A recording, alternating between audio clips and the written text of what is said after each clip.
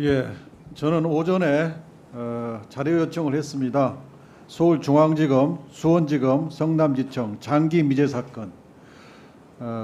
저 세 개청은 이번 윤석열 검찰 들어서 주로 이재명 대표 죽이기 수사에, 정치적 수사에 매진했던 청입니다. 2022년이 윤석열 정부가 시작된 해니까 이때를 의미를 두어서 2021년, 2022년, 2023년을 비교해 봤습니다. 이 표는 3개월 장기 미제 검찰에서 저에게 제출한 통계를 가지고 작성했는데, 중앙지검이 2021년도에 1727건의 3개월 초과 미제가 있었는데 2023년을 보면 2021년 대비 1.6배가 늘었습니다. 수원지검은 2021년에 3개월 초과 미제가 515건이었는데 2023년을 보면 2,726건, 자그마치 5.3배가 늘었습니다.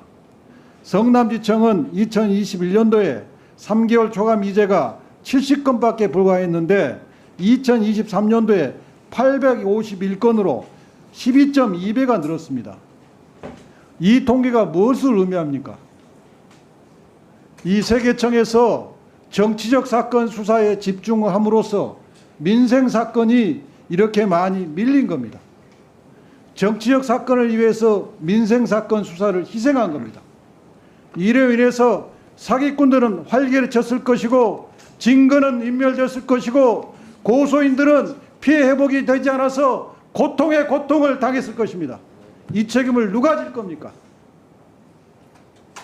심우정 후보는 만약에 본인이 총장이 된다면 이렇게 청을 엉망진창으로 운영한 성남지청 지청장, 수원지검 검사장, 중앙지검 검사장에 대해서 감찰을 할 의향이 있습니까?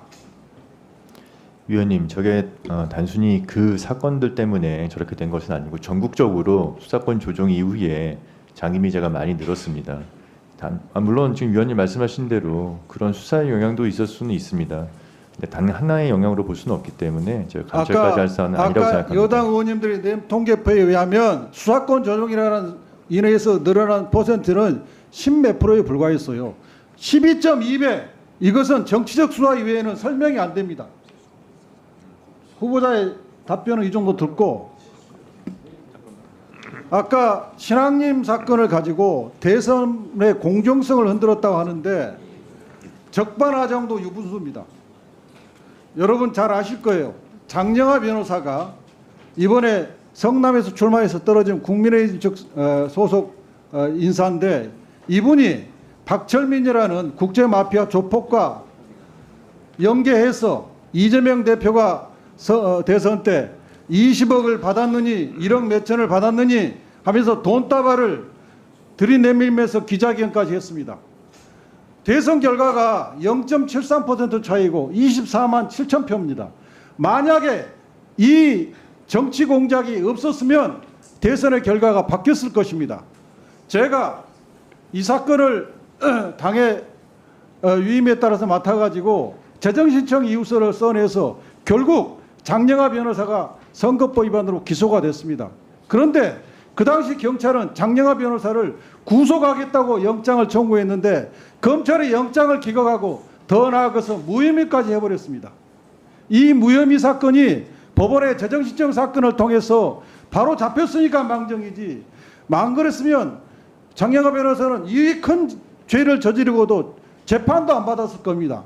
만약에 이 사건이 없었다면 대선에서 당선자가 바뀔 수도 있는 이 엄중한 사건이었어요. 이것은 명백히 대선 공작 사건입니다. 검찰이 이런 대선 공작 사범을 무혐의 결정을 했어요.